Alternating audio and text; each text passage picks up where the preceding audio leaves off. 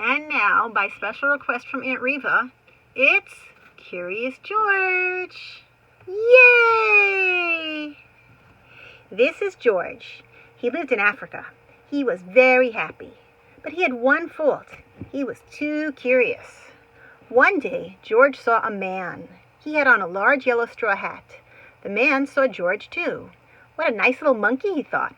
I would like to take him home with me. The man put his hat on the ground. And of course, George was curious. He came down from the tree to look at the large yellow hat. The hat had been on the man's head. George thought it would be nice to have it on his own head. He picked it up and put it on. The hat covered George's head.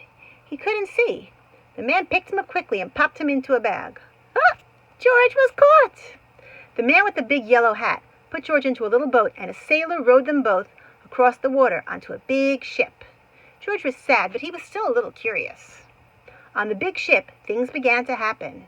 The man took off the bag. George stood on his stool, and the man said, "George, I'm going to take you to a big zoo in a big city. You will like it there. Now, run along and play, but don't get into trouble."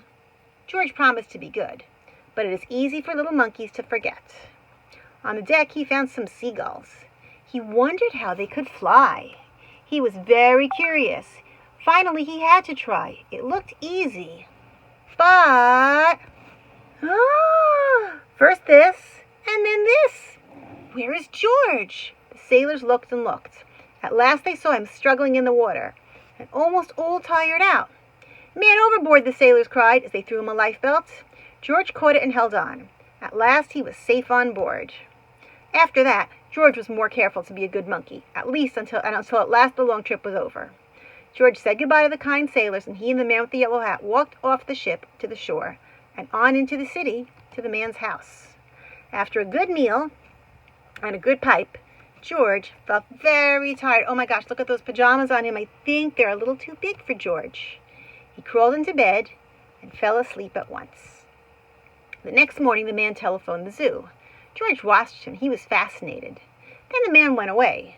George was curious. He wanted to telephone too. 1, 2, 3, 4, 5, 6, 7. What fun! Ding-a-ling-a-ling! George had telephoned the fire station.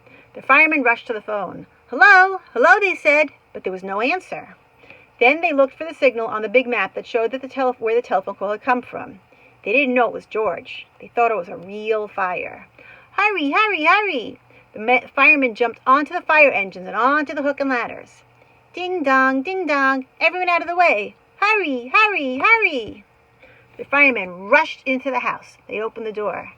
No fire, only a naughty little monkey. Catch him, they cried.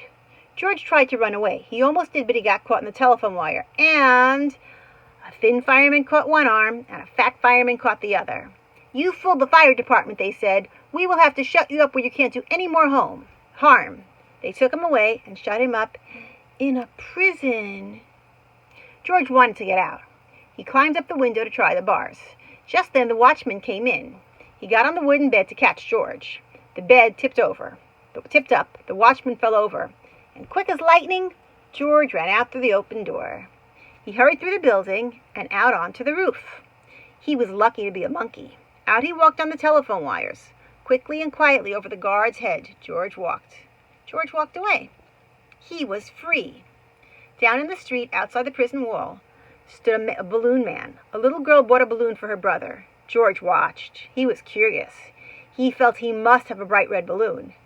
He reached over to help himself, but instead of one balloon, the whole bunch broke loose. In an instant, the wind whisked them all away, and with them went George, holding tight with both hands. Up, up, up he sailed, higher and higher. The houses looked like toy houses and the people like dolls. George was very frightened. He held on tight. At first the wind blew in great gusts, and then it quieted. Finally it stopped blowing altogether. George was very tired. Down, down he went, bump, onto the top of a traffic light. Everyone was surprised. The traffic got all mixed up. George didn't know what to do, and then he heard someone call, "George!" Then he looked down, and he saw his friend, the man with the big yellow hat. I don't see him. Do you guys see him? You don't see him. There he is. George was very happy. The man was very happy, too. George slid down the post, and the man with the big yellow hat put him under his arm. Then he paid the balloon man for all the balloons, and then George and the man climbed into the car, and at last, away they went. To the zoo! What a nice place for George to live. Look, I see elephants and giraffes and zebras and camels and penguins. All kinds of cool animals. And lots of balloons. They all look so happy. Okay, everybody. Have a good night. Love you. Bye-bye.